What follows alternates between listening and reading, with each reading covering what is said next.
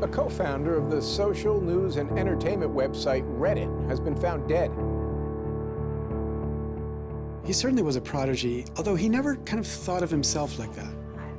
He was totally unexcited about starting businesses and making money.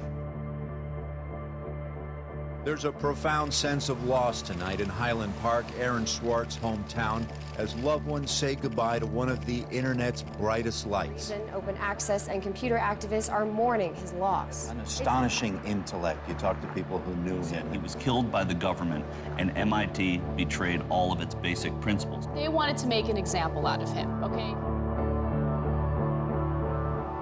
Governments have an insatiable desire to control. He was potentially facing 35 years in prison and a $1 million fine. Raising questions of prosecutorial zeal, and I would say even misconduct.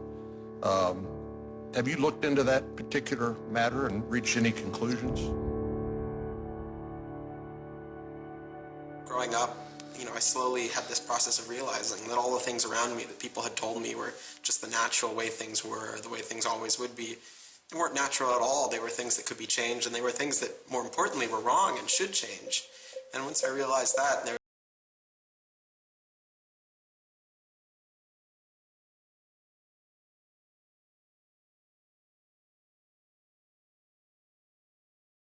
Welcome to Story Reading Time.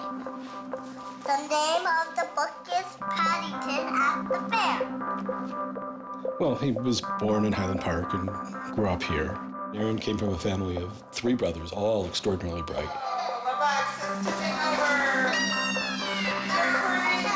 So we were all, not the best behaved children and, 3 boys running around all the time, causing trouble. Hey, no. But I've come to the realization Aaron learned how to learn at a very young age. 1, 2, 3, 4, 5, 6, 7, 8, 9, 10. Knock, knock. Who's there? Aaron. Aaron who? Aaron, funny man. He knew what he wanted, and he always wanted to do it. He always accomplished what he wanted. His curiosity was endless. Here's a little picture of what the planets are. And each planet has a symbol. Mercury symbol, Venus symbol, Earth symbol, Mars symbol, Jupiter symbol. One day he said to Susan, "What's this free family?"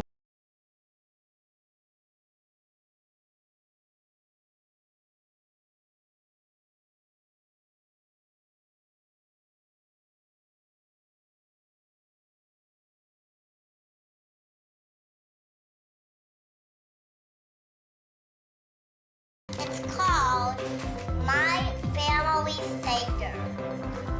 The Seder night is different from all other nights.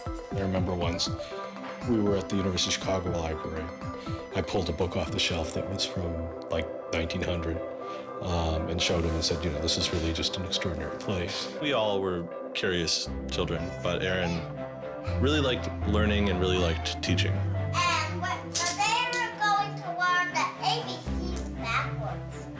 Z, Y, X, W, V, U, T. I remember he came home from his first algebra class, and he was like, "Noah, let me teach you algebra." And I'm like, "What is algebra?" And he was always like that. Now you press the click button. There, now it's got that. Now it's in pink. When he was about 2 or 3 years old, and Bob introduced him to computers, and he just took off like crazy on them. Go fast and 102 ABC. We all had computers, but Aaron really took to them, really took to the internet. Working at the computer? Mommy, why is nothing working? He started programming from a really young age. I remember the first program that I wrote with him was in BASIC, and it was a Star Wars trivia game. He sat down with me in the basement where the computer was for hours programming this game. The problem that I kept having with him is there was nothing that I wanted done. And to him, there was always something to do, always something that programming could solve. The way Aaron always saw it is that programming is magic, right? You can accomplish these things that normal humans can't. Aaron made an ATM using like a Macintosh and like a cardboard box. One year for Halloween, I didn't know what I wanted to be, and he thought it'd be really, really cool if I dressed up like his new favorite computer, which at the time was the original iMac. I mean, he hated dressing up for Halloween, but he loved convincing other people to dress up as things that he wanted to see.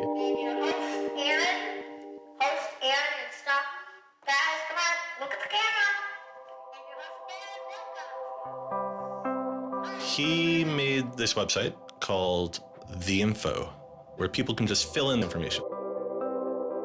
Like, I'm sure someone out there knows all about gold leafing. Why don't they write about that on this website? And then other people could come at a later point and read that information and edit the information if they thought it was bad. Not too dissimilar from Wikipedia, right? And this was before Wikipedia had begun, and this was developed by a 12-year-old in his room by himself, running on, this tiny server using ancient technology. And one of the teachers responds like, "This is a terrible idea. You can't just let anyone author the encyclopedia. The whole reason we have scholars is to write these books for us. How could you ever have such a terrible idea?" Me and my other brother would be like, "Oh, yeah, Wikipedia is cool, but we had that in our house like 5 years ago." Aaron's website, theinfo.org, wins a school competition hosted by the Cambridge-based web design firm Ars Digita. We all went to Cambridge for when he won the Ars Digita Prize. And, we had no clue what Aaron was doing. It was obvious that the prize was really important. Aaron soon became involved with online programming communities, then in the process of shaping a new tool for the web. He comes up to me, it's like, "Ben, there's this really awesome thing that I'm working on. You need to hear about it." I'm like, "Yeah, what is it?" He says, "It's this thing called RSS." And he explains to me what RSS is. I'm like, why is that useful, Aaron? Is any site using it? Why would I want to use it? There was this mailing list for people who were working on RSS and XML more generally. And there was a person on it named Aaron Swartz who was combative but very smart and who had lots of good ideas. And he didn't ever come to the face-to-face meetings. And they said, when are you going to come out to one of these face-to-face meetings? And he said, I don't think my mom would let me. I'm 14, I just turned 14. And so their first reaction was, well, this colleague we've been working with all year was 13 years old while we were working with him, and he's only 14 now. And their second reaction was, Christ, we really want to meet him. That's extraordinary. He was part of the committee that drafted RSS. What he was doing was to help build the plumbing for modern hypertext. And the piece that he was working on, RSS, was a tool that you can use to get summaries of things that are going on in other web pages. Most commonly, you would use this for a blog. You might have 10 or 20 people's blogs you want to read. You use their RSS feeds, these summaries of what's going on those other pages, to create a unified list of all the stuff that's going on. Aaron was really young, but he understood the technology and he saw that it was imperfect and looked for ways to help make it better.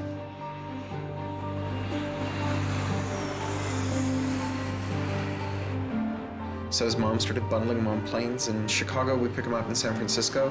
We'd introduce him to interesting people to argue with, and we'd marvel at his horrific eating habits. He only ate white food, only steamed rice and not fried rice because that wasn't sufficiently white, and white bread and so on. And you kind of marvel at the quality of the debate emerging from this, what appeared to be a small boy's mouth.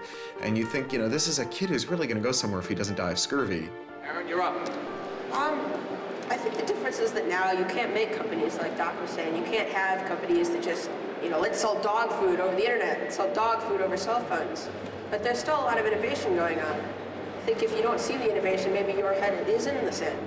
He takes on this alpha nerd personality where he's sort of like, I'm smarter than you, and because I'm smarter than you, I'm better than you, and I can tell you what to do. It's an extension of him being kind of like a twerp. So you aggregate all these computers together and now they're solving big problems like searching for aliens and trying to cure cancer. First met him on IRC, on Internet Relay Chat. He didn't just write code. He also sort of got people excited about solving problems. He was a connector. The free culture movement has had a lot of his energy. I think Aaron was trying to make the world work. He was trying to fix it. He had a very kind of strong personality that definitely ruffled feathers at times. It wasn't necessarily the case that he was always comfortable in the world and the world wasn't always comfortable with him.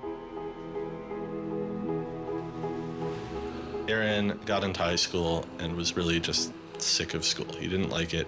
He didn't like any of the classes that were being taught. He didn't like the teachers. Aaron really knew how to get information. He was like, I don't need to go to this teacher to learn how to do geometry. I can just read the geometry book, and I don't need to go to the teacher to learn their version of American history. I have 3 historical compilations here. I could just read them, and I'm not interested in that. I'm interested in the web. I was very frustrated with school. I thought, the teachers didn't know what they were talking about, and they were very domineering and controlling, and the homework was kind of a sham, and it was just all a way to pin students together and force them to do busy work. And, I started reading books about the history of education and how this educational system was developed, and alternatives to it in ways that people could actually learn things as opposed to just regurgitating facts their teachers told them. And that kind of led me down this path of questioning things. Once I questioned the school I was in, I questioned the society that built the school, I questioned the businesses that the schools were training people for, and I questioned the government that, set up this whole structure. One of the things he was most passionate about was copyright, especially in those early days. Copyright has always been something of a burden on the publishing industry and on readers, but it wasn't an excessive burden. It was a reasonable institution to have in place to make sure that people got paid. What Aaron's generation experienced was the collision between this antique copyright system and this amazing new thing we were trying to build, the internet and the web. These things collided, and what we got was chaos. He then met Harvard law professor Lawrence Lessig, who was then challenging copyright law in the Supreme Court. A young Aaron Swartz flew to Washington to listen to the Supreme Court hearings. I am Aaron Swartz, and I'm here to listen to see the Eldred argument. Why did you fly out here from Chicago and come all this way to see the Eldred argument? That's a more difficult question.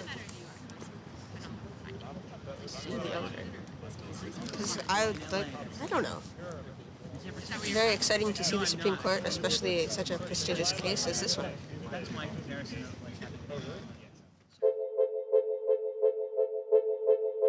Lessig was also moving forward with a new way to define copyright on the internet. It was called Creative Commons.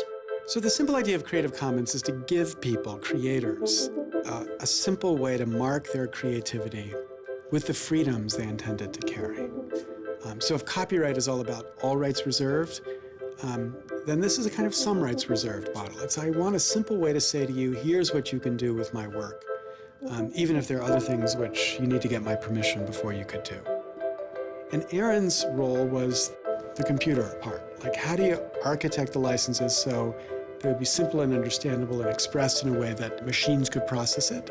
And people are like, why do you have this, 15-year-old kid writing the specifications for the Creative Commons?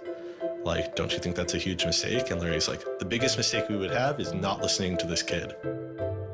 He's not even tall enough to get over the podium, and it wasn't these movable podiums, so it was this embarrassing thing where once he put his screen up, nobody could see his face. When you come to our website here, and you go to choose license, it gives you this list of options, it explains what it means, and you fill out 3 simple questions. Do you want to require attribution? Do you want to allow commercial uses of your work? Do you want to allow modifications of your work? I was floored, just completely flabbergasted that these adults regarded him as an adult. And Aaron stood up there in front of a whole audience full of people and just started talking about the platform that he'd created for Creative Commons. And they were all listening to him. I was sitting at the back thinking, he's just a kid. Why are they listening to him? But they did. Well, I don't think I comprehended it fully. Though critics have said it does little to ensure artists get paid for their work, the success of Creative Commons has been enormous. Currently on the website Flickr alone, over 200 million people use some form of Creative Commons license. He contributed through his technical abilities, and yet it was not simply a technical matter to him. Aaron often wrote candidly in his personal blog. I think deeply about things, and I want others to do likewise. I work for ideas and learn from people. I don't like excluding people. I'm a perfectionist, but I won't let that get in the way of publication.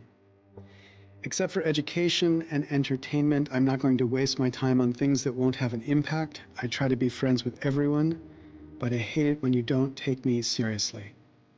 I don't hold grudges. It's not productive, but I learn from my experience. I want to make the world a better place.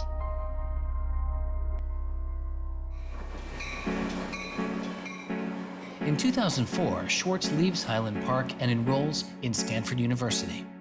He had had ulcerative colitis, which was very troubling, and we were concerned about him taking his medication. He got hospitalized, and he would take this cocktail of pills every day. And one of those pills was a steroid, which stunted his growth and made him feel different from many of the other students. Aaron, I think, shows up at Stanford ready to do scholarship and finds himself in effectively a babysitting program for overachieving high schoolers who, in 4 years, are meant to become, captains of industry and one percenters. And I think it just made him bananas. In 2005, after only 1 year of college, Swartz was offered a spot at a new startup incubation firm called Y Combinator, led by Paul Graham. And he's like, hey, I have this idea for a website. And Paul Graham likes him enough and says, yeah, sure. So Aaron drops out of school, moves to this apartment. So this used to be Aaron's apartment when he moved here. I have vague memories of my father telling me how difficult it was to get a lease because Aaron had no credit and he dropped out of college. Aaron lived in what's now the living room, and some of the posters are left over from when Aaron lived here. And then the library. There are more books, but a lot of them are Aaron's. Aaron's Y Combinator site was called Infogami, a tool to build websites. But Infogami struggles to find users, and Swartz eventually merges his company with another Y Combinator project in need of help. It was a project headed by Steve Huffman and Alexis Ohanian, called Reddit. There we were, starting from almost nothing. No users, no money, no code, and growing day by day into a hugely popular website. And it showed no signs of letting up. First we had 1,000 users, then 10,000, then 20,000, and on and on. It was just incredible. Reddit becomes huge, and it's a real sort of geeky corner of the internet. There's a lot of humor, there's a lot of art, and there's just people who flock to the site and make that site the main site they go to every morning to get their news. Reddit kind of just borders on chaos at some level. So on the one hand, it's a place where people discuss news of the day, technology, politics, and issues. And yet there is a lot of kind of not safe for work material, offensive material. There's some subreddits where trolls find a welcome home. And so in that sense, Reddit has been kind of home to controversy as well. It kind of sits on that edge of chaos. Reddit catches the attention of the corporate magazine giant Condé Nast, who makes an offer to buy the company. Some large amount of money, large enough that my dad was getting bugged with questions about how do I store this money? Like a lot of money. Like a lot of money. Probably more than $1 million, but I don't actually know. And he is how old at the time? 19, 20. So it was in this apartment. They sat around on what predated these couches, hacking on Reddit. And when they sold Reddit, they threw a giant party and then all flew out to California the next day and left the keys with me. It was funny, he just sold a startup, so we all kind of presumed he was the richest person around, but he said, oh no, I'll take this tiny little shoebox-sized room. That's all I need. It was barely larger than a closet. The idea of him spending his money on fancy objects just seems so implausible. He explains it's I like living in apartments, so I'm not going to spend a lot of money on a new place to live. I'm not going to buy a mansion. And I like wearing jeans and a t-shirt, so I'm not going to spend any more money on clothes. So like, it's, you know, really no big deal. What is a big deal to Swartz is how traffic flows on the internet and what commands our attention. In the old system of broadcasting, you were fundamentally limited by the amount of space in the airwaves. You know, you could only send out 10 channels over the airwaves of television, right? Or even with cable, you had 500 channels. On the internet, everybody can have a channel. Everyone can get a blog or a MySpace page. Everyone has a way of expressing themselves. And so what you see now is not a question of who gets access to the airwaves. It's a question of who gets control over the ways you find people. You know, you start seeing power centralizing in sites like Google, these sort of gatekeepers that tell you where on the internet you want to go, the people who provide you your sources of news and information. So it's not, you know, only certain people have a license to speak. Now everyone has a license to speak. It's a question of who gets heard. After he started working in San Francisco at Condé Nast, he comes into the office and they want to give him a computer with all this crap installed on it and say that he can't install any new things on his computer, which to a developer is outrageous, right? From the first day, he was complaining about all this stuff. Gray walls, gray desks, gray noise. The first day I showed up here, I simply couldn't take it. By lunchtime, I had literally locked myself in a bathroom stall and started crying. I can't imagine staying sane with someone buzzing in my ear all day, let alone getting any actual work done. Nobody else seems to get work done here either.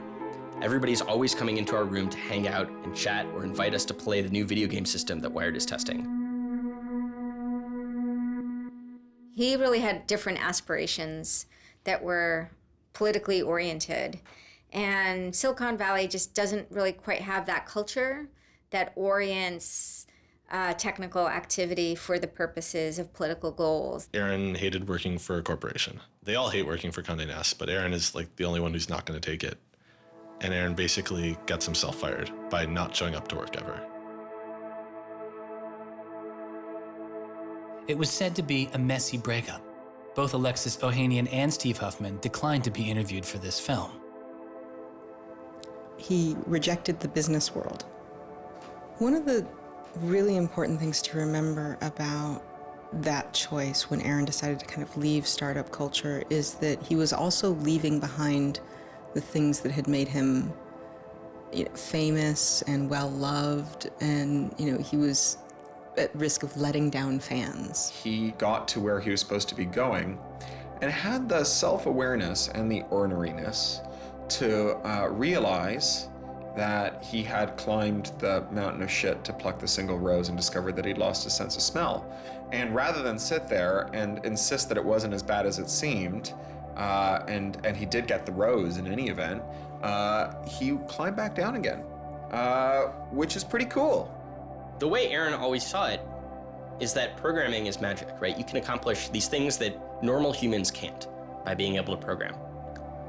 So if you had magical powers, would you use them for good or to make you mountains of cash?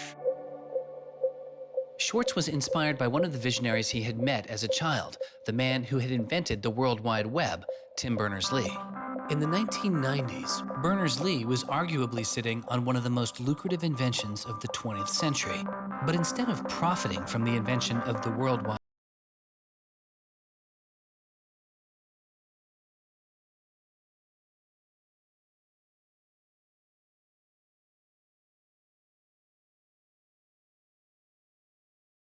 Certainly a very prominent early internet genius who doesn't in any sense cash out. He's not at all interested in how he's going to figure out how to make $1 billion. People would have seen, there's money to be made there. So there would have been lots of little webs instead of one big one. And one little web and lots of little webs doesn't work because you can't follow links from one to the other. You know, you had to have the critical mass for this thing was the entire planet. So it's not going to work unless the whole planet can get on board.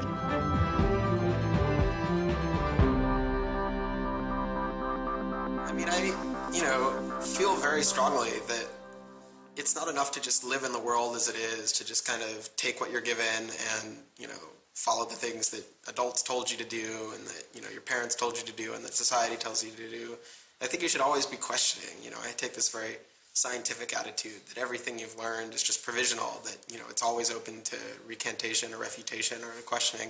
And I think the same applies to society. Once I realized that there were real serious problems, fundamental problems that I could do something to address, I didn't see a way to forget that. I didn't see a way not to. We just started spending a lot of time just kind of as friends. We would just talk for hours into the night. I definitely should have understood that he was flirting with me. I think to some degree I was like, this is a terrible idea and impossible, and therefore I will pretend it is not happening. As my marriage was breaking down and I was really stuck without anywhere to go, we became roommates and brought my daughter over. We moved in and furnished a house, and it was really peaceful. Like, my life had not been peaceful for a while, and really neither had his.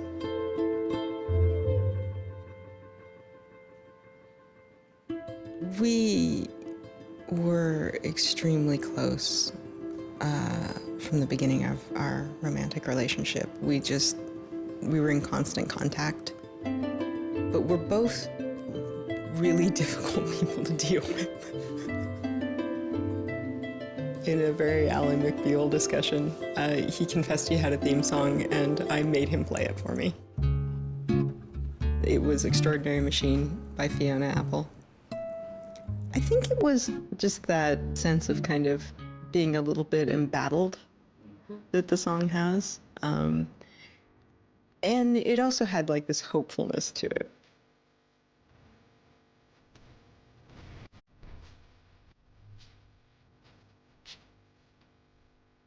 Because in many ways, Aaron was tremendously optimistic about life.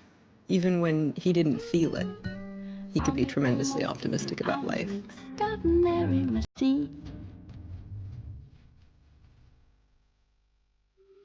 are you doing? Flickr has video now.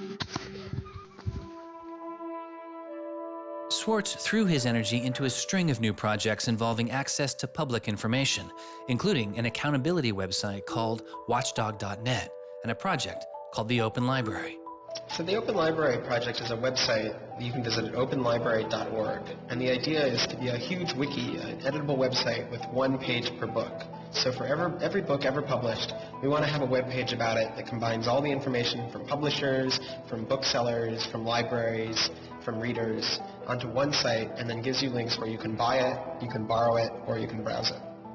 I love libraries. You know, I'm the kind of person who goes to a new city and immediately seeks out the library. So that's the dream of Open Library, is building this website where both you can leap from book to book, from person to author, from subject to idea, go through this vast tree of knowledge that's been embedded and lost in big physical libraries, that's hard to find, that's not very well accessible online, is really important because books are a cultural legacy.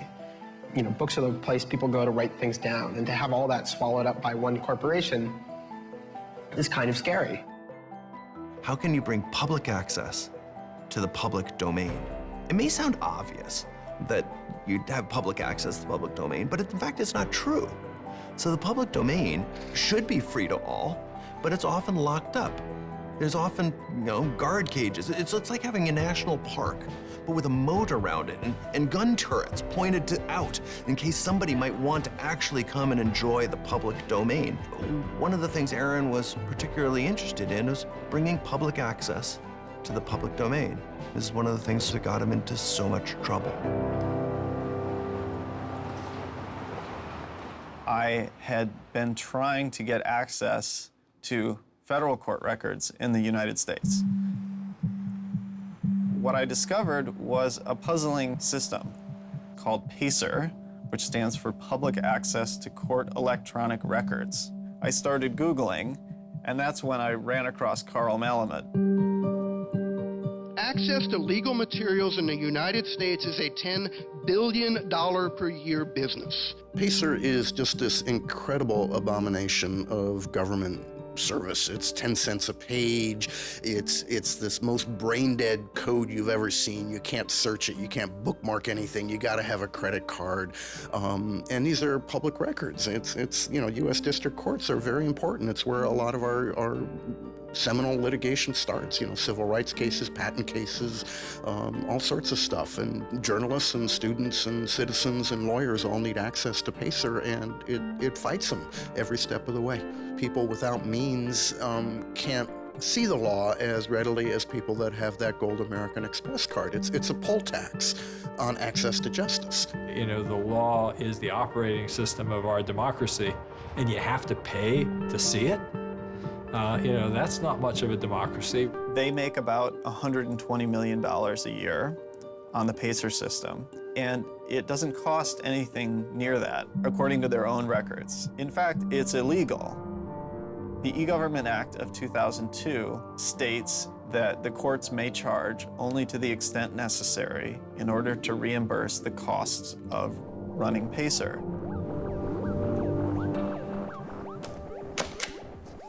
As the founder of public.resource.org, Malamud wanted to protest the PACER charges. He started a program called the PACER Recycling Project, where people could upload PACER documents they had already paid for to a free database so others could use them. The PACER people were getting a lot of flack from Congress and others about public access.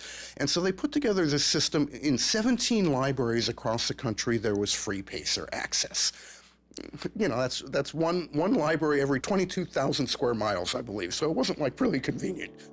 I encouraged volunteers to join the so-called Thumb Drive Corps and download docs from the public access libraries, upload them to the PACER recycling site. People take a thumb drive into one of these libraries and they download a bunch of documents and they send them to me.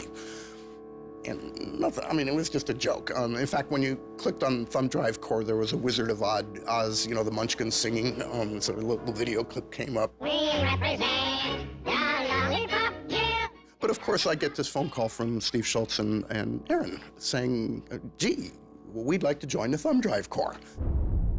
Around that time, I ran into Aaron at a conference. This is something that really has to be a collaboration between a lot of different people. So I approached him and I said, hey, I'm thinking about an intervention on the PACER problem. Schultz had already developed a program that could automatically download PACER documents from the trial libraries. Swartz wanted to take a look. So I showed him the code. And I didn't know what would come next, but as it turns out, over the course of the next few hours at that conference, he was off sitting in a corner, improving my code, recruiting a friend of his that lived near one of these libraries to go into the library and to begin to test his improved code, at which point the folks at the courts realized something's not going quite according to plan. And data started to come in and come in and come in, and soon there were 760 gigabytes of PACER docs, about 20 million pages. Using information retrieved from the trial libraries, Swartz was conducting massive, automated parallel downloading of the PACER system. He was able to acquire nearly 2.7 million federal court documents, almost 20 million pages of text. Now, I'll grant you that 20 million pages had perhaps exceeded the expectations of the people running the Pilot Access Project, but surprising a bureaucrat isn't illegal. Aaron and Carl decided to go talk to the New York Times about what happened. They also caught the attention of the FBI, who began to stake out Schwartz's parents' house in Illinois. But I get a tweet from his mother saying, call me. It's like, oh my God, what the hell's going on here? And so I finally got a hold of Aaron, and you know, Aaron's mother was like, oh my God, FBI, FBI, FBI. An FBI agent drives down our home's driveway trying to see if Aaron is like in his room. And I remember being home that day and wondering why this car was driving down our driveway and just driving back out. I was like, that's weird. Like 5 years later, I read this FBI file and I'm like, oh my goodness. That was the FBI agent in my driveway. He was terrified. He was totally terrified.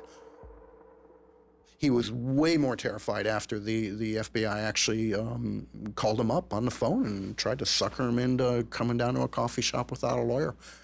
He said he went home and laid down on the bed and you know, was shaking. The downloading also uncovered massive privacy violations in the court documents. Ultimately, the courts were forced to change their policies as a result.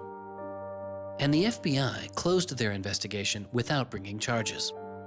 To this day, I find it remarkable that anybody, even at the most remote podunk field office of the FBI, thought that a fitting use for taxpayer dollars was investigating people for criminal theft on the grounds that they had made the law public. How can you call yourself a lawman and think that there can possibly be anything wrong in this whole world with making the law public? Aaron was willing to put himself at risk for the causes that he believed in. Bothered by wealth disparity, Swartz moves beyond technology and into a broader range of political causes.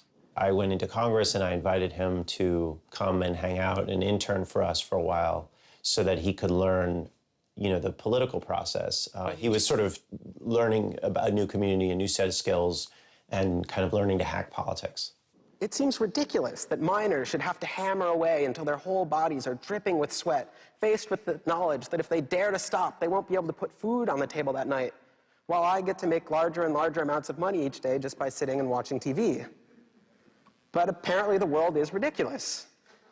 So I co-founded a group called the Progressive Change Campaign Committee, and what we try and do is we try and organize people over the internet who care about progressive politics and moving the country in a more progressive direction to kind of come together, join our email list, join our campaigns, and help get progressive candidates elected all across the country. The group is responsible for igniting the grassroots effort behind the campaign to elect Elizabeth Warren to the Senate. He might have thought it was a dumb system, but he came in and he said, I need to learn this system because it can be manipulated like any, like any social system. But his passion for knowledge in libraries didn't take a back seat. Aaron began to take a closer look at institutions that publish academic journal articles. By virtue of being students at a major U.S. university, I assume that you have access to a wide variety of scholarly journals. Pretty much every major university in the United States pays these sort of licensing fees to organizations like JSTOR and Thomson and ISI to get access to scholarly journals that the rest of the world can't read. These scholarly journals and articles are essentially the entire wealth of human knowledge online, and many have been paid for with taxpayer money or with government grants.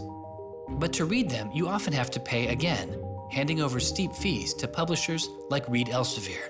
These licensing fees are so substantial that people who are studying in India instead of studying in the United States don't have this kind of access. They're locked out from all of these journals. They're locked out from our entire scientific legacy. I mean, a lot of these journal articles, they go back to the Enlightenment. Every time someone has written down a scientific paper, it's been scanned and digitized and put in these collections.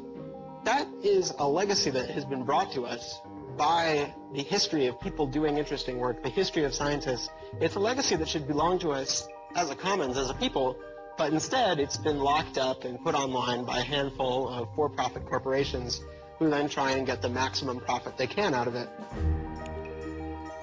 So a researcher paid by the university or the people publishes a paper, and in the very, very last step of that process, after all the work is done, after all the original research is done, the thinking, the lab work, the analysis, after everything is done at that last stage, then the researcher has to hand over his or her copyright to this multi-billion-dollar company. And it's sick. It's an entire economy built on volunteer labor. And then the publishers sit at the very top and scrape off the cream. Talk about a scam. One publisher in Britain made a profit of $3 billion last year. I mean, what a racket. JSTOR is just a very, very small player in that story, but for some reason, JSTOR is the player that Aaron decided to confront. He'd gone to some conference around open access and open publishing, and I don't know who the person from JSTOR was, but I think at some point Aaron asked the question, like, how much would it cost to open up JSTOR in perpetuity? And they gave some, I think it was $200 million, something that Aaron thought was totally ridiculous. Working on a fellowship at Harvard, he knew users on MIT's famously open and fast network Nextdoor had authorized access to the riches of JSTOR. Swartz saw an opportunity. You have a key to those gates. And with a little bit of shell script magic, You can get those journal articles. On September 24th, 2010, Swartz registered a newly purchased Acer laptop on the MIT network under the name Gary Host. The client name was registered as Ghost Laptop.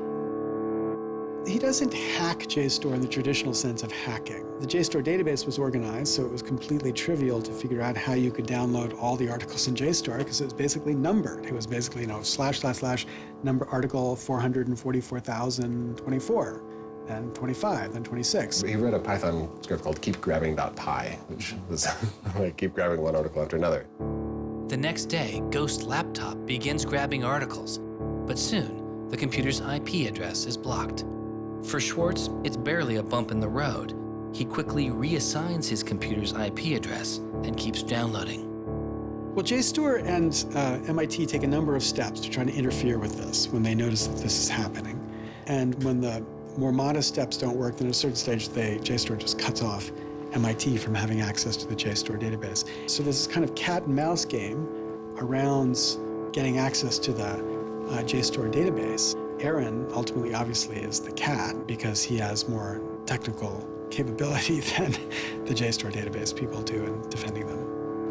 And eventually, there was an unlocked supply closet in the basement of one of the buildings. And he went, instead of going through Wi-Fi, he went down there and he just plugged his computer directly into the network and just left it there with an external hard drive downloading these articles to the computer.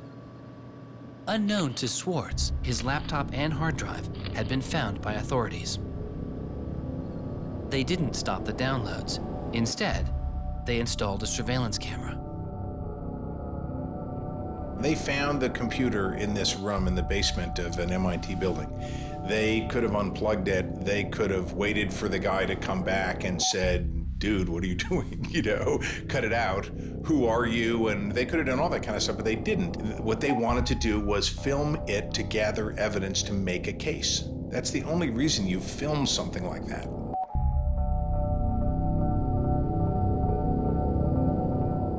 At first, the only person caught on the glitchy surveillance camera was using the closet as a place to store bottles and cans.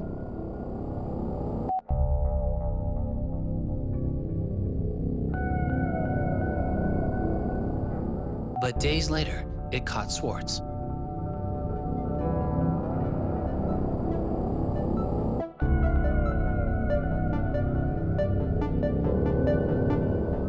Swartz is replacing a hard drive.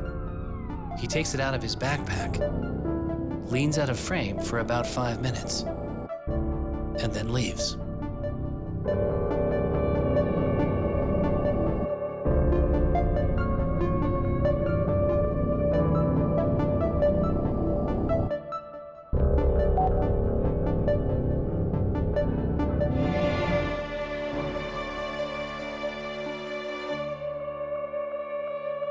And then they organized a stakeout where as he was biking home from MIT, these cops came out from either side of the road or something like that and started going after him. He describes that he was pressed down and assaulted by the police. He tells me that it's unclear that they were police that were after him. He thought that someone was trying to attack him. He does tell me they beat him up. I was just devastated. The notion of any kind of criminal prosecution of anyone in our family or anything was so foreign and incomprehensible, I didn't know what to do. Well, they execute search warrants at Aaron's house, his apartment in Cambridge, and his office at Harvard. 2 days before the arrest, the investigation had gone beyond JSTOR and the local Cambridge police. It had been taken over by the United States Secret Service. The Secret Service began investigating computer and credit card fraud in 1984, but 6 weeks after the attack on 9/11, their role expanded. President Bush used the Patriot Act to establish a network of what they called electronic crimes task forces. The bill before me takes account of the new realities and dangers posed by modern terrorists. According to the Secret Service, they are primarily engaged in activity with economic impact, organized criminal groups, or use of schemes involving new technology. The Secret Service turned Swartz's case over to the Boston U.S. Attorney's Office. There was a guy in the U.S. Attorney's Office who had the title head of the Computer Crimes Division or Task Force. I don't know what else he had going, but you're certainly not much of a computer crimes prosecutor without a computer crime to prosecute. So he jumped on it, kept it for himself, didn't assign it to someone else within the office or the unit, and that's Steve Hyman. Prosecutor Stephen Hyman has been largely out of public view since the arrest of Aaron Swartz, but he can be seen here in an episode of the television show American Greed, filmed around the time of Aaron's arrest. He is describing his previous case against the notorious hacker Alberto Gonzalez, a case that garnered Hyman enormous press attention and accolades. Gonzalez masterminded the theft of over 100 million credit card and ATM numbers, the largest such fraud in history. Here, Hyman, describing Gonzalez, gives his view on the hacker mindset. These guys are driven by a lot of the same things that we're driven by. They have an ego, they like challenge, and of course they like money and everything you can get from money. One of the suspects implicated in the Gonzalez case was a young hacker named Jonathan James. Believing Gonzalez's crimes would be pinned on him, James committed suicide during the investigation. In an early press release describing the government's position in the case of Aaron Swartz, Hyman's boss, U.S. Attorney for the District of Massachusetts Carmen Ortiz, said this: "Stealing is stealing, whether you use a computer command or a crowbar, and whether you take documents, data, or dollars." It's not true. It's obviously not true. I'm not saying it's harmless, and I'm not saying that we shouldn't criminalize stealing of information, but you've got to be much more subtle in trying to figure out exactly which kinds of harms are harmful here. So the thing about a crowbar is every time I break into a place with a crowbar, I do damage. There's no doubt about it. But when Aaron writes a script that says download, download, download 100 times in a second, there's no obvious damage to anybody. If he does that for the purpose of gathering an archive to do academic research on it, there is never any damage to anybody. He wasn't stealing, he wasn't selling what he got or giving it away. He was making a point, as far as I could tell. The arrest took its toll on Swartz. He just wouldn't talk about it. And he's like very stressed. If you thought like the FBI was like going to come to your doorstep any day, anytime you went down the hall, even to do your laundry, and they would break into your apartment because you left the door unlocked, like, I'd be pretty stressed. And it was clear. And so Aaron was always sort of like in like a dour mood.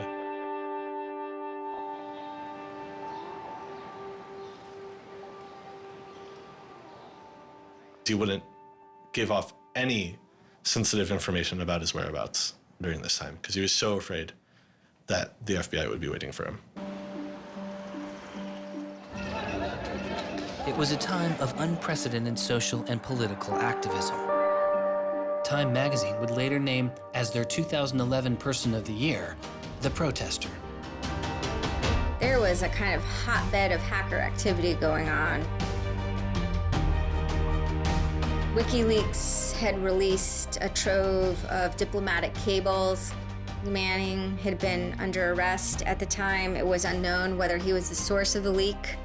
Anonymous, which is a kind of protest ensemble that has a lot of hackers in its ranks, were going on various sprees of sorts.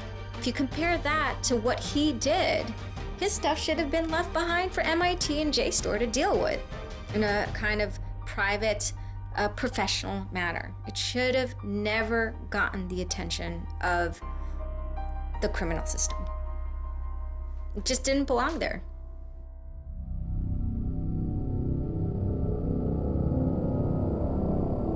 Before he was indicted, Swartz was offered a plea deal that involved 3 months in prison, time in a halfway house, and a year of home detention, all without the use of a computer.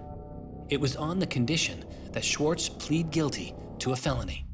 Here we are. We have no discovery, no evidence whatsoever about what the government's case is, and we have to make this immense decision where the lawyer is pushing you to do this, the government is giving you a non-negotiable demand, and you're told that your likelihood of prevailing is small, So whether you're guilty or not, you're better off taking the deal. Boston has its own computer crimes division. Lots of lawyers, probably more lawyers than they need. So, you can imagine all sorts of cases where it'd be really hard to prosecute because you've got some criminals in Russia, or you've got some people inside of a corporation that are going to have $500 lawyers or $700 an hour lawyers sitting down against you. And then you've got this case with this kid, which is pretty easy to prove that he did something, and he's already marked himself as a troublemaker with the FBI, so why not go as tough as you can in here against that guy? It's good for you, the prosecutor. It's good for the Republic because you're fighting all those terrorist types. I was so scared. I was so scared of having my computer seized. I was so scared of going to jail because of my computer being seized. I had confidential material from sources from my previous work on my laptop. And that is above all my priority, is to keep my sources safe. I was so scared of what was going to happen to Ada. Aaron told me that they'd offered him a deal, and he finally just said that he would take it if I told him to. And I came real close to saying take it. He had developed like serious political aspirations in the intervening time between when, that moment when he ended that entrepreneurial startup life and begun this new life that had come to this political activism. And he just didn't believe that he could continue in his life with a felony. He said to me one day, we were walking by the White House, and he said to me, they don't let felons work there.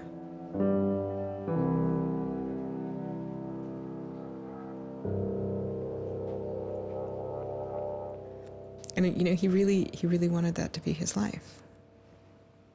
He hadn't killed anybody. He hadn't hurt anybody. He hadn't stolen money.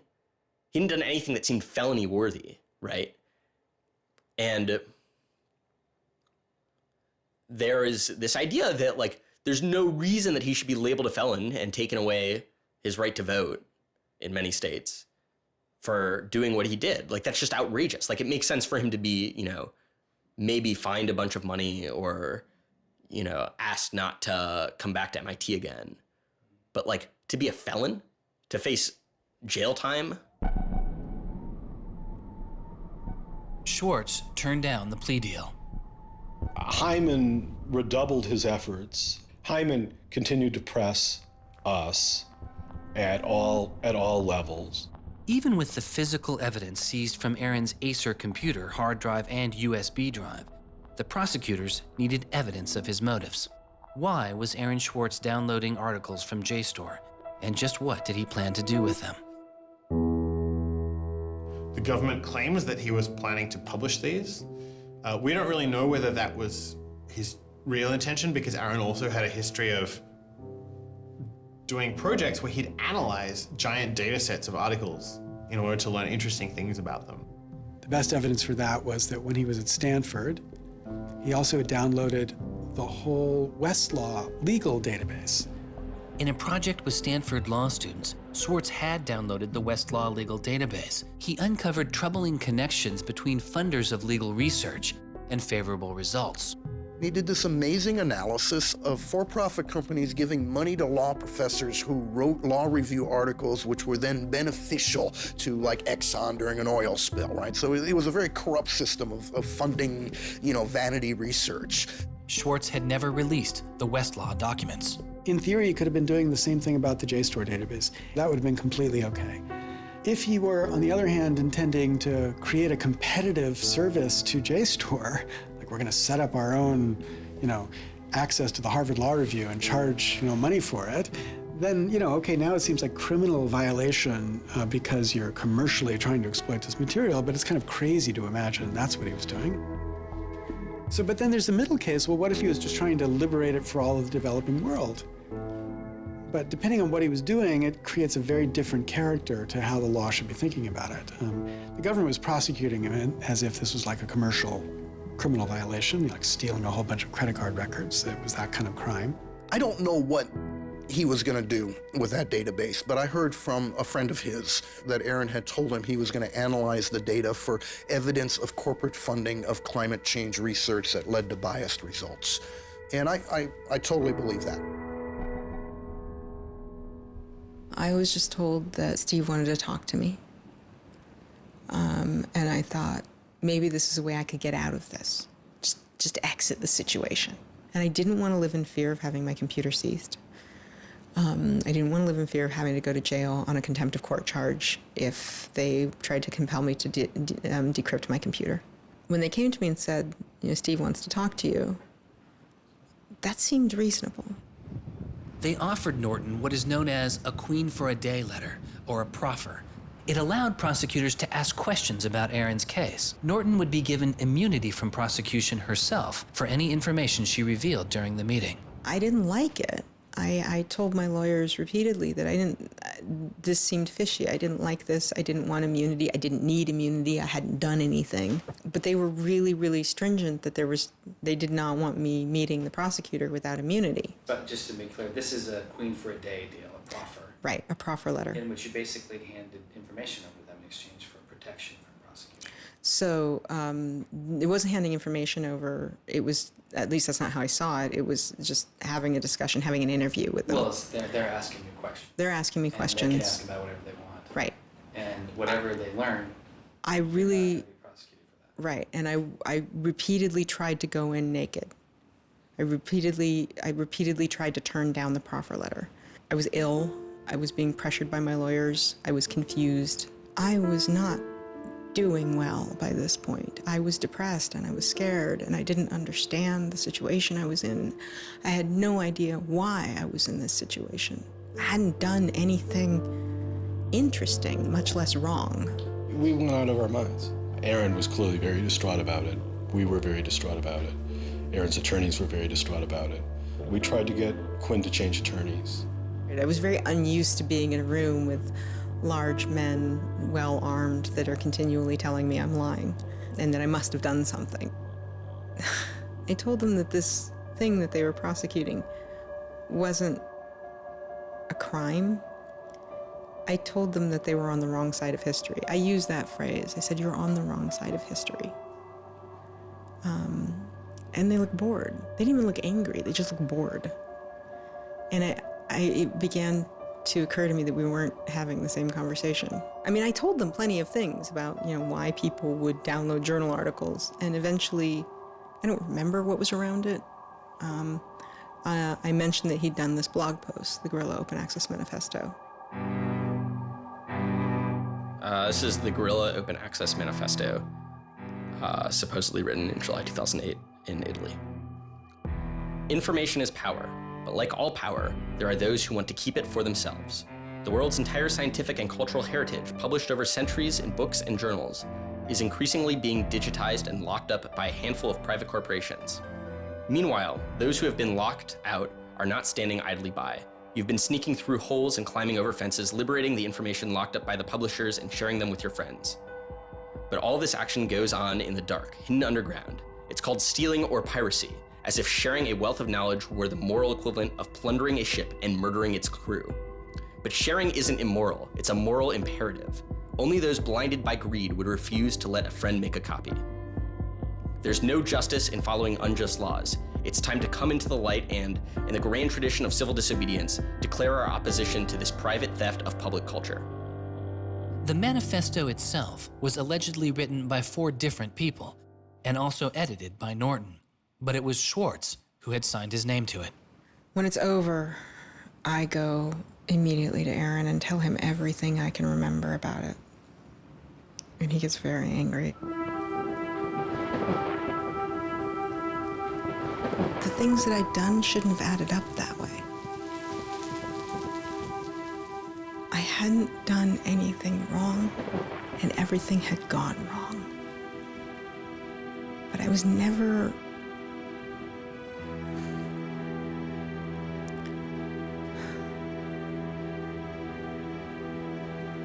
I'm still angry. I'm still angry that you can try your best with these people to do the right thing, and they will turn everything against you, and they will hurt you with anything they can. And in that moment, I regret that I said what I did. But my much larger regret is that we have settled for this, that we are okay with this, that we are okay with a justice system that tries to game people into little traps so they can ruin their lives. So yeah, I wish I hadn't said that, but I am much, much angrier that this is where I am. That this is what we as a people think is okay. They used every method that I think they could think of to get her to provide information which would be unhelpful to Aaron and helpful to the prosecution of Aaron. Right. But you know, I don't think she had information that was helpful to the government. Months go by as Swartz's friends and family await a looming indictment. In the meantime, Swartz was becoming a go-to expert on a series of internet issues. To you then, do you think that the internet is something that should be considered a human right and something that the government cannot take away from you? Yes, definitely. I mean, this notion that national security is an excuse to shut down the internet, that's exactly what we heard in Egypt and Syria and all these other countries. And so, yeah, it's true. Sites like WikiLeaks are going to be putting up some embarrassing material about what the U.S. government does, and people are going to be organizing to protest about it and try and change their government. You know, and that's a good thing. That's what all these First Amendment rights of free expression, of freedom of association are all about. And so the notion that we should try and shut those down, I think, just goes against very basic American principles. The principle, I think, is one that our founding fathers would have understood. If the internet had been around back then, instead of putting post offices in the Constitution, they would have put ISPs. Well, it's definitely interesting to see how... Swartz meets activist Terence Steinbrückner-Kaufman, and the two begin to date. We need a massive global public outcry. If there's no massive global public outcry, it won't create any change. You know, 4 people in this city should cause a massive global public outcry. You know, we need a petition signer. Without telling her specifics, he warned her he was involved in something he called simply the bad thing. And I had sort of crazy theories, like that he was having an affair with Elizabeth Warren or something. I speculated both Hillary Clinton and Elizabeth Warren, actually, but... So sometime in probably late July, Aaron called me, and I happened to pick up, and he said, you know, the bad thing might be in the news tomorrow. Do you want me to tell you, or do you want to read about it in the news? And I said, well, I want you to tell me. And he said, well, I've been arrested for downloading too many academic journal articles, and they want to make an example out of me. And I was like, that's it? That's the big fuss? Really? Like, it just doesn't sound like a very big deal. On July 14th, 2011, federal prosecutors indict Swartz on 4 felony counts. He gets indicted on the same day that like 2 people in England who are part of Lessig get arrested, and like a few other real hackers. And Aaron is just like someone who kind of looks like a hacker, enough that they can like, you know, put his head on a stake and like put it on the gates. Aaron went to surrender, and they arrested him. They then strip searched him, took away his shoelaces, took away his belt, and left him in solitary confinement. The District of Massachusetts United States Attorney's Office released a statement saying Swartz faces up to 35 years in prison, to be followed by 3 years of supervised release, restitution, forfeiture, and a fine of up to $1 million. He is released on $100,000 bail. The same day, the primary victim in the case, JSTOR, formally drops all charges against Swartz and declines to pursue the case. JSTOR, they weren't our friends, they weren't helpful or friendly to us, but they also were just kind of like, we're not part of this. JSTOR and their parent company, Ithaca, also sidestepped requests to talk with this film. But at the time, they released a statement saying it was the government's decision whether to prosecute, not JSTOR's. And so it's our belief that with that, the case will be over. That we should be able to get Steve Hyman to drop the case or settle it in some rational way. And the government refused. Why? Well, because I think they wanted to make an example out of Aaron. And they said they wanted to, the reason why they wouldn't move on requiring a felony conviction and jail time was that they wanted to use this case as a case of for deterrence. They told us that. They told you that? Yes. This was going to be an example? Yes. He was going to be an example? Yes. Steve Hyman said that. Deterring who? Like, there's other people out there running around logging onto JSTOR and downloading the articles to make a political statement? I mean, who are they deterring? It would be easier to understand the Obama administration's posture of supposedly being for deterrence if this was an administration that, for instance, prosecuted arguably the biggest economic crime that this country has seen in the last 100 years, the crimes that were committed that led to the financial crisis on Wall Street. When you start deploying the non-controversial idea of deterrence only selectively, you stop making a dispassionate analysis of lawbreaking, and you started deciding to deploy law enforcement resources specifically on the basis of political ideology. And that's not just undemocratic, it's supposed to be un-American. Prosecutor Stephen Hyman later reportedly told MIT's outside counsel that the straw that broke the camel's back was a press release sent out by an organization Swartz founded called Demand Progress. According to the MIT account, Hyman reacted to the short statement of support, calling it a wild internet campaign and a foolish move that moved the case from a human one-on-one level to an institutional level. That was a poisonous combination. A prosecutor who didn't want to lose face, who had a political career in the offing maybe, and didn't want to have this come back and haunt them. You spent how many tax dollars arresting someone for taking too many books out of the library and they got your ass handed to you in court? No way. I then moved to try to put pressure on MIT in various ways to get them to go to the government and request the government to stop the prosecution. What is MIT's reaction to that? There doesn't seem to be any reaction from MIT at that point.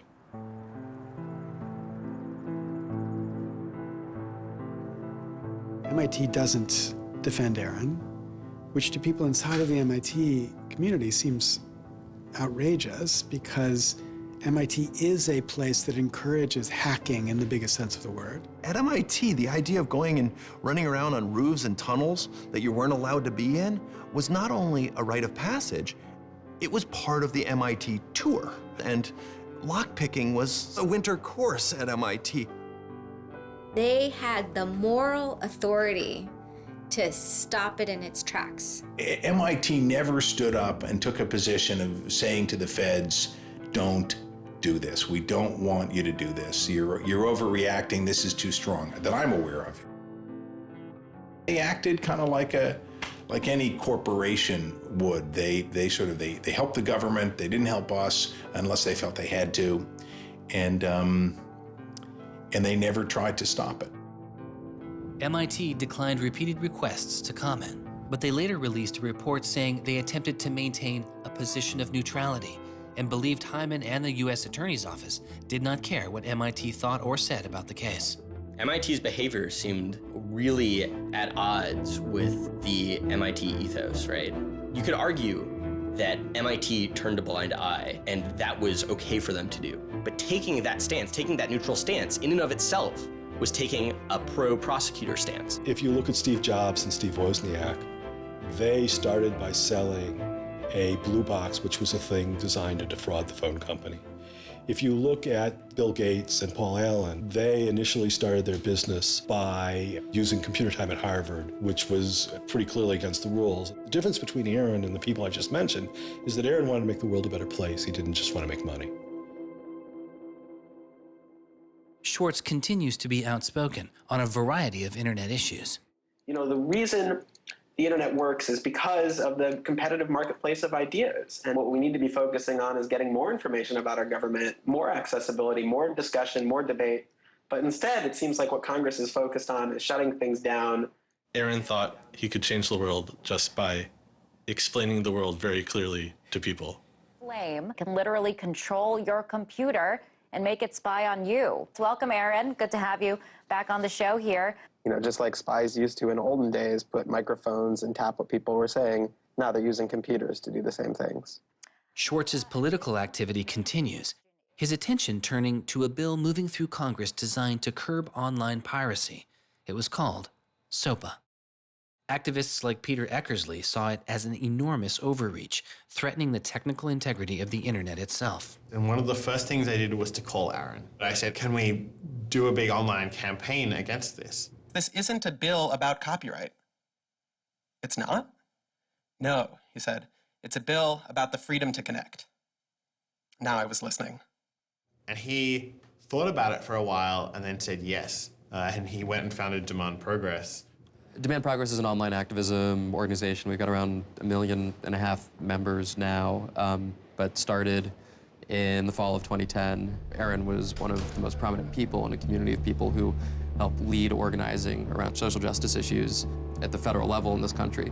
SOPA was the bill that was intended to curtail online piracy of music and movies, but what it did was basically take a sledgehammer to a problem that needed a scalpel. If passed, the law would allow a company to cut off finances to entire websites without due process, or even to force Google to exclude their links. All they needed was a single claim of copyright infringement. It pitted the titans of traditional media against a new and now far more sophisticated remix culture. It makes everyone who runs a website into a policeman. And if they don't do their job of making sure nobody on their site uses it for anything that's even potentially illegal, the entire site can get shut down without even so much as a trial. This was over the top. I mean, this was a catastrophe. This bill poses a serious threat to speech and civil liberties for all who use the internet. There were only a handful of us who said, look, we're not for piracy either, but it makes no sense to destroy the architecture of the internet, the domain name system, and so much that makes it free and open in the name of fighting piracy. And Aaron got that right away. The freedoms guaranteed in our Constitution, the freedoms our country had been built on, would be suddenly deleted. New technology, instead of bringing us greater freedom, would have snuffed out fundamental rights we'd always taken for granted. And I realized that day, talking to Peter, that I couldn't let that happen. When SOPA was introduced in October 2011, it was considered inevitable. Our strategy when it first came out was to hopefully slow the bill down, maybe weaken it a little bit, but even we didn't think that we would be able to stop this bill. Having worked in Washington, what you learn is that typically in Washington, the legislative fights are fights between different sets of corporate moneyed interests. They're all duking it out to pass legislation. And the fights that are the closest are when you have one set of corporate interests against another set of corporate interests, and they're financially equally matched in terms of campaign contributions and lobbying. Those are the closest ones. The ones that aren't even fights, typically, are ones where all the money is on one side, all the corporations are on one side, and it's just millions of people on the other side. I haven't seen anything like PIPA and SOPA in all my time in public service. There were more than 40 United States senators on that bill as co-sponsors. So there were already a long, long way to getting the 60 votes to have it clear all the procedural hoops. Even I began to doubt myself. It was a rough period. Swartz and Demand Progress were able to marshal enormous support, using traditional outreach combined with commonly used voice over IP to make it very easy for people to call Congress. I've never met anybody else who was able to operate at his level, both on the technological side and on the campaign strategy side. Millions of people contacted Congress and signed anti-SOPA petitions. Congress was caught off guard. There was just something about watching those clueless members of Congress debate the bill, watching them insist they could regulate the internet and a bunch of nerds couldn't possibly stop them. I am not a nerd. I'm just not enough of a nerd. Maybe we ought to ask some nerds what this thing really does. Let's have a hearing, bring in the nerds. Really? Nerds? You know, I think actually the word you're looking for is experts. To enlighten you so your laws don't backfire, break the internet. We use the term geek, but we're allowed to use that because we are geeks. The fact that it got as far as it did without them talking to any technical experts reflects the fact that there is a problem in this town. I'm looking for somebody to come before this body and testify in a hearing and say, this is why they're wrong. There used to be an office that provided science and technology advice, and members could go to them and say, help me understand XYZ. And Gingrich killed it. He said it was a waste of money. Ever since then, Congress has plunged into the dark ages. I don't think anybody really thought that SOPA could be beaten, including Aaron. I think it was worth trying, but it didn't seem winnable. And I remember maybe a few months later, I remember him just turning to me and being like, I think we might win this. And I was like, that would be amazing. Calls to Congress continue. When the domain hosting site GoDaddy becomes a supporter of the bill, tens of thousands of users transferred their domain names in protest. Within a week, a humbled GoDaddy reverses their position on SOPA. When the Congress people that supported the record and movie industries realized that there was this backlash, they kind of scaled the bill back a little bit. You could see the curve happening. You could see that that our arguments were starting to resonate. It was like Aaron had been like striking a match and it was being blown out, striking another one and being blown out. And finally he'd like managed to catch enough kindling that the flame actually caught, and then they turned into this roaring blaze. On January 16th, 2012, the White House issued a statement saying they didn't support the bill. And then this happened. I'm a big believer that we should be dealing with issues of piracy and we should deal with them in a serious way. But this bill is not the right bill. When Jimmy Wales put his support towards blacking out Wikipedia, the #5 most popular website in the world. This is a website that's on several percent of all of the clicks on anywhere on the internet. Wikipedia went black, Reddit went black, Craigslist went black, phone lines on Capitol Hill flat out melted. Members of Congress started rushing to issue statements retracting their support for the bill that they were promoting just a couple days ago. Within 24 hours, the number of opponents of SOPA in Congress went from this to this. To see congressmen and senators slowly flip sides throughout the day of the blackout was pretty unbelievable. There was like a 100 representative swing. And that was when, as hard as it was for me to believe, after all this, we had won. The thing that everyone said was impossible, that some of the biggest companies in the world had written off as kind of a pipe dream, had happened. We did it. We won. This is a historic week in internet politics, maybe American politics. The thing that we heard from people in Washington, D.C., from staffers on Capitol Hill was they received more emails and more phone calls on SOPA blackout day than they'd ever received about anything. I think that was an extremely exciting moment. This was the moment when the internet had grown up politically. It was exhilarating because it's hard to believe it actually happened. It's hard to believe a bill with so much financial power behind it didn't simply sail through the Congress. And not only did it not sail through, it didn't pass at all. It's easy sometimes to feel like you're powerless, like when you come out in the streets and you march and you yell and nobody hears you. But I'm here to tell you today, you are powerful. So yeah, maybe sometimes you feel like you're not being listened to, but I'm here to tell you that you are. You are being listened to. You are making a difference. You can stop this bill if you don't stop fighting. Stop PIPA. Stop SOPA. Some of the biggest internet companies, to put it frankly, would benefit from a world in which their little competitors could get censored.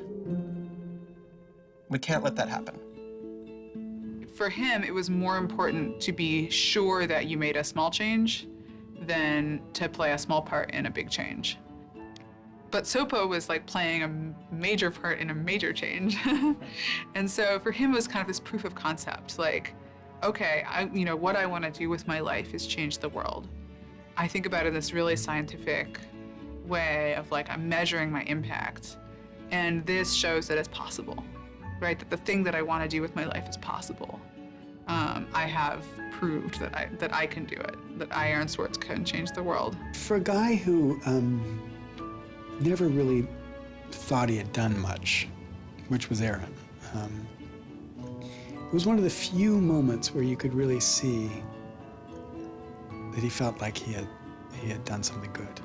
Feeling like here is his maybe one and only victory lap. Everyone said there was no way we could stop SOPA. We stopped it. This is 3 outrageously good victories, and the year isn't even over yet. I mean, if there's a time to be positive, it's now. You know, he wins at SOPA a year after he's arrested. It's not unambiguously happy moments. There's a lot going on. He's so attuned towards participating in the political process, you can't stop him. The list of organizations Swartz founded or co-founded is enormous. And years before Edward Snowden would expose widespread internet surveillance, Swartz was already concerned. It is shocking to think that the accountability is so lax that they don't even have sort of basic statistics about how big the spying program is. And if the answer is, oh, we're spying on so many people we can't possibly even count them, then that's an awful lot of people, right? And even one thing if they said, look, you know, we know the number of telephones we're spying on, we don't know exactly how many real people that corresponds to, but they just came back and said, we can't give you a number at all. That's pretty, I mean, it's scary is what it is. Well, that's scary. You know, they put incredible pressure on him, took away his, you know, all of the money he had made. They, you know, threatened to take away his physical freedom. Why'd they do it, you know? I mean, well, why are they going after whistleblowers, you know? Why are they going after people who tell the truth about all sorts of things? I mean, from the banks to the, you know, to war, to just sort of government transparency. So secrecy serves those who are already in power. And we are living in an era of secrecy that coincides with an era where the government is doing also a lot of things that are probably illegal and unconstitutional. So those two things are not coincidences. It's very clear that this technology has been developed not for small countries overseas, but right here for use in the United States by the U.S. government. The problem with the spying program is it's this sort of long, slow expansion, you know, going back to the Nixon administration, right? Obviously, it became big after 9/11 under George W. Bush, and Obama has continued to expand it, and the problems have slowly grown worse and worse. But there's never been this moment you can point to, say, okay, we need to galvanize opposition today because today is when it matters. Instead, it's mattered for. The prosecution, in my estimation, of Aaron Swartz was about sending a particular laser-like message to a group of people that the Obama administration sees as politically threatening. And that is essentially the hacker, the information, and the democracy activist community. And the message that the Obama administration wanted to send to that particular community was, in my estimation, we know you have the ability to make trouble for the establishment. And so we are going to try to make an example out of Aaron Swartz to scare as many of you as possible into not making that trouble. And the government said, oh, the legal opinions we're using to legalize the spying program are also classified. So we can't even tell you which laws we're using to spy on you. You know, every time they can say, oh, this is another instance of cyber war, the cyber criminals are attacking us again, we're all in danger, we're all under threat. They use those as excuses to push through more and more dangerous laws. And so just to follow that up, like personally, how do you feel the fight is going, I guess? It's up to you. I know, but we gotta like, you know. You know, there's sort of these two polarizing perspectives, right? Everything is great. The internet has created all this freedom and liberty and everything's gonna be fantastic. Or everything is terrible. The internet has created all these tools for cracking down and spying and, you know, controlling what we say. And I think both are true, right? The internet has done both. And both are kind of amazing and astonishing. And which one will win out in the long run is up to us. It doesn't make sense to say, oh, one is doing better than the other. You know, they're both true. And it's up to us which ones we emphasize and which ones we take advantage of, because they're both there and they're both always going to be there.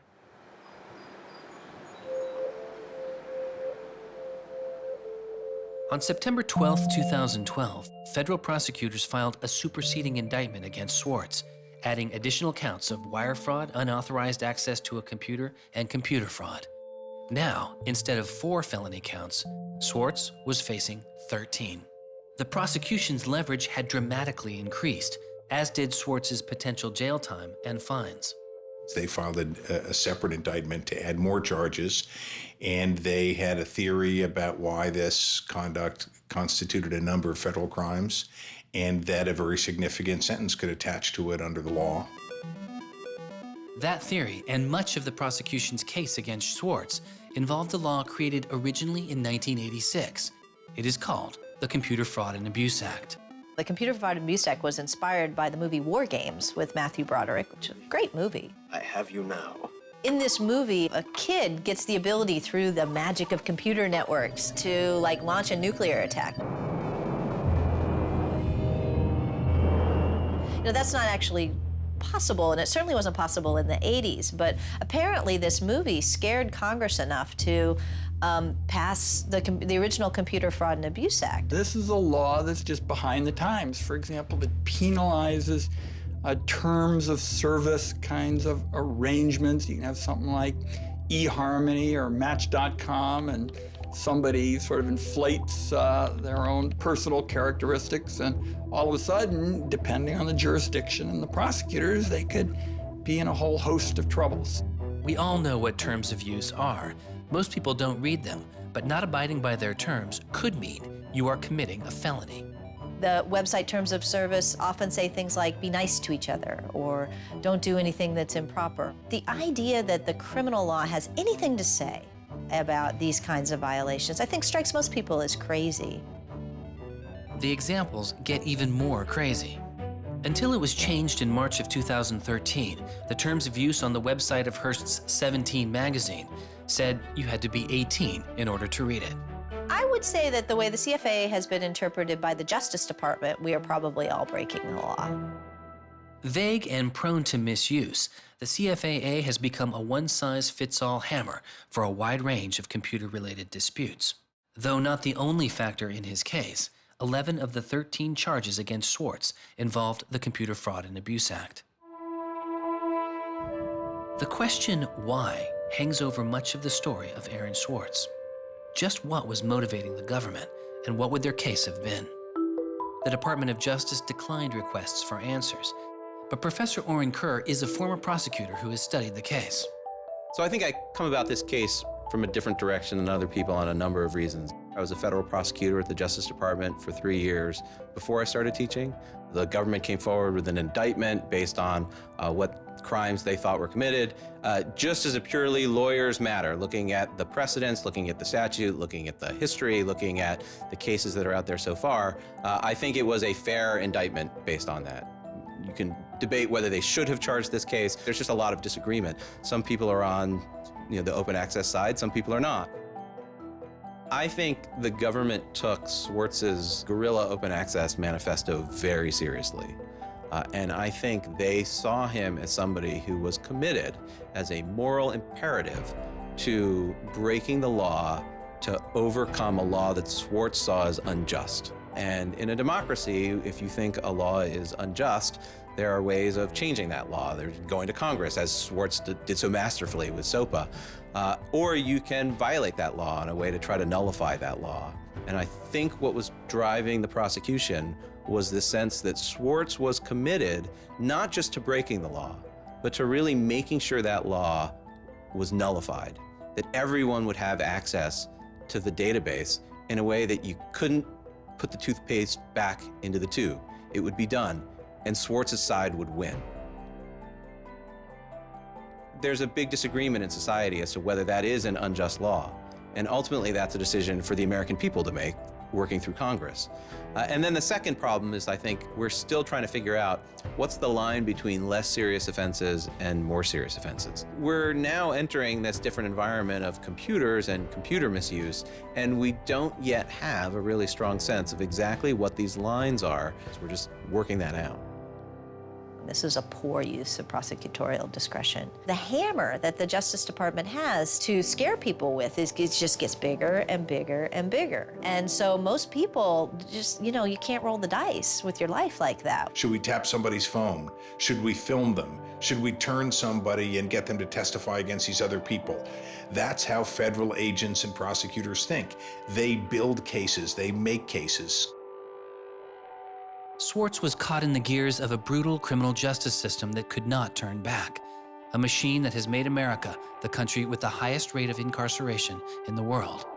We have in this country allowed ourselves to be captured by the politics of fear and anger. And anything we're afraid of, like the future of the internet and access, and anything we're angry about instinctively creates a criminal justice intervention. And we've used jail, prison, and punishment to resolve a whole host of problems that historically were never seen as criminal justice problems. The impulse to threaten, indict, prosecute, which is part of what has created this debate and controversy over online access and information on the internet, is very consistent with what we've seen in other areas. The one difference is that the people who are usually targeted and victimized by these kinds of criminal and carceral responses are typically poor and minority. Swartz's isolation from friends and family increased. He had basically stopped working on anything else, and the case was, in fact, like taking over sort of his whole life. One of Aaron's lawyers apparently told the prosecutors that he was emotionally vulnerable and that was something that they really needed to keep in mind so that they knew that. It was weighing on him very heavily. He did not like having his actions and his movements restricted in any way. And the threat of jail, which they pounded him with a lot, was terrifying to him. Completely exhausted his financial resources, and it cost us a lot of money also, and he raised a substantial amount of money. So it was, it was in the millions of dollars. The legal defense Yes, was in millions. yes. Yeah, I think he didn't want to be a burden to people. I think that was a factor. Like, I have my normal life, and then I have this shitty thing I have to deal with. And I try to keep the two of them as separate as possible. But they were just beginning to blur together, and everything was becoming shitty. Swartz faced a tough choice that was only getting tougher. Do you admit guilt and move on with your life, or do you fight a broken system? With his legal case, the answer was simple. He rejects the final plea deal, and a trial date is set. Aaron was resolute that he didn't want to knuckle under and accept something that he didn't believe was fair, but I also think he was scared.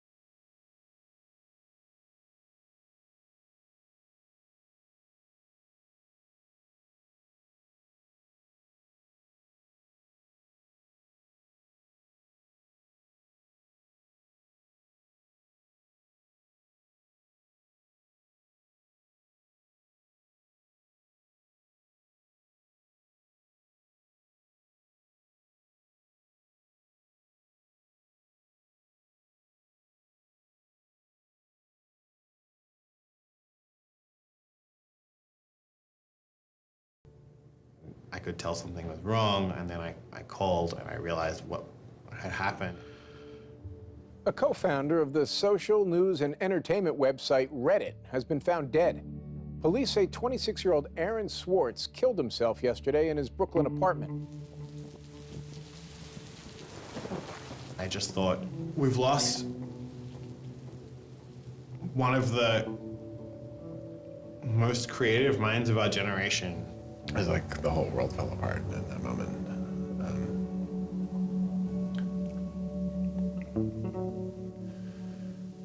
That was one of the hardest nights of my life. As I kept screaming, I can't hear you. What did you say? I can't hear you. I can't. That's it.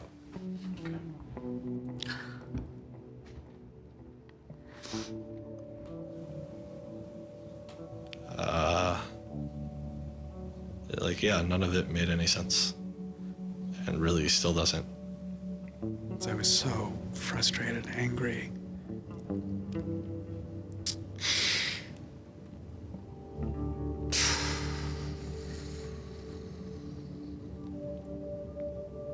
You know, I tried to explain it to my kids. My 3-year-old told me that the doctors would fix him.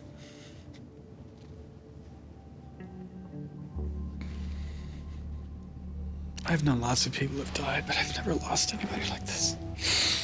Because everybody feels, and I do too, there's so much we could have more to do. Like, I just didn't know he was there. I didn't know this is what he was suffering, and he was part of me.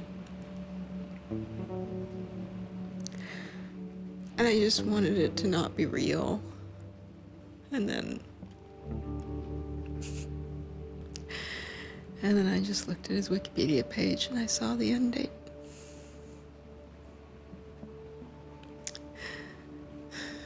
To 2013.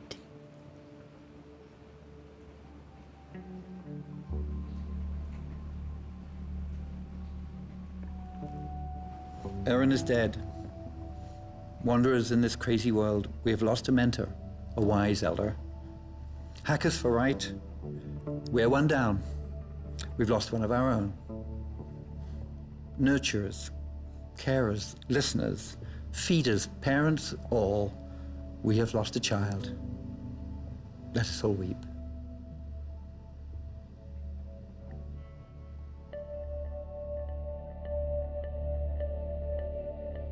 my first thought was, well, what if nobody even notices? Because it wasn't clear to me how salient he was.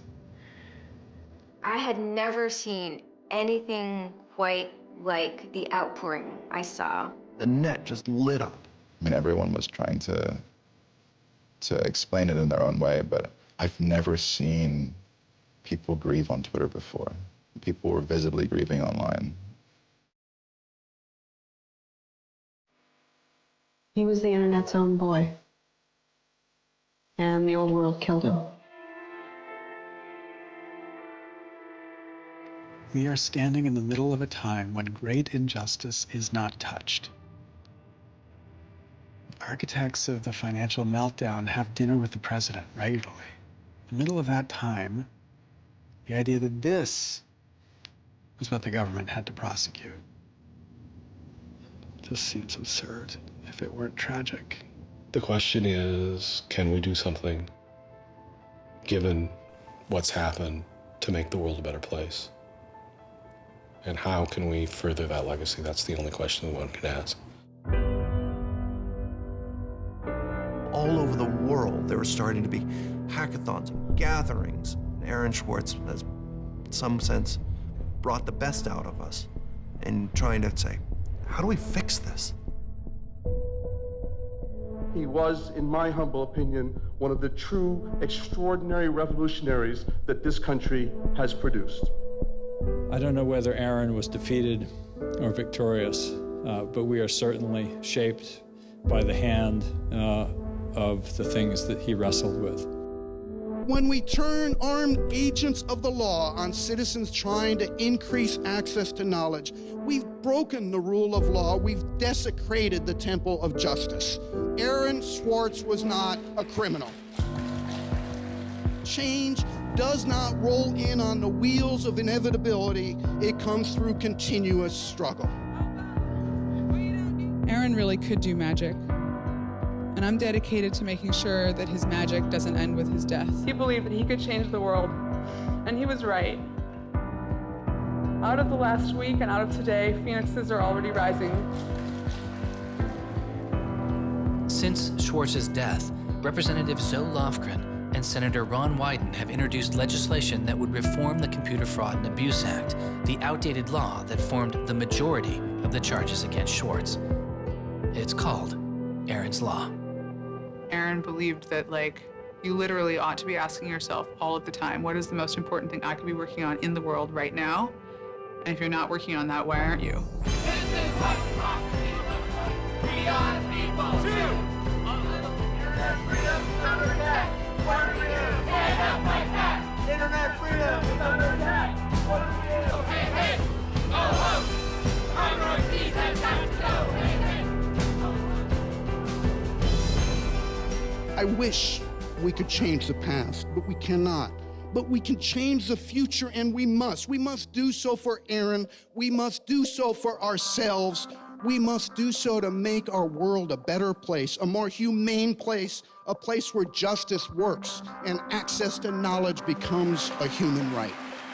So there was a kid back in February.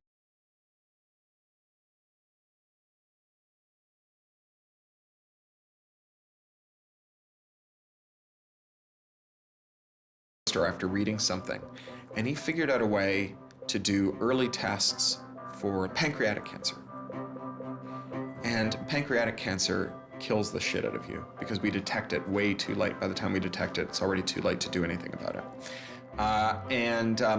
He sent emails off to the entire oncology department at Johns Hopkins, you know, hundreds of them. And every 14-year-old kid, yeah. And most of them ignored it, right? But one of them sent him an email back and said, this is not an entirely stupid idea. Why don't you come on over? And this kid worked evenings and weekends with this researcher. And in February, I heard him on the news just a couple of weeks after Aaron died, when Aaron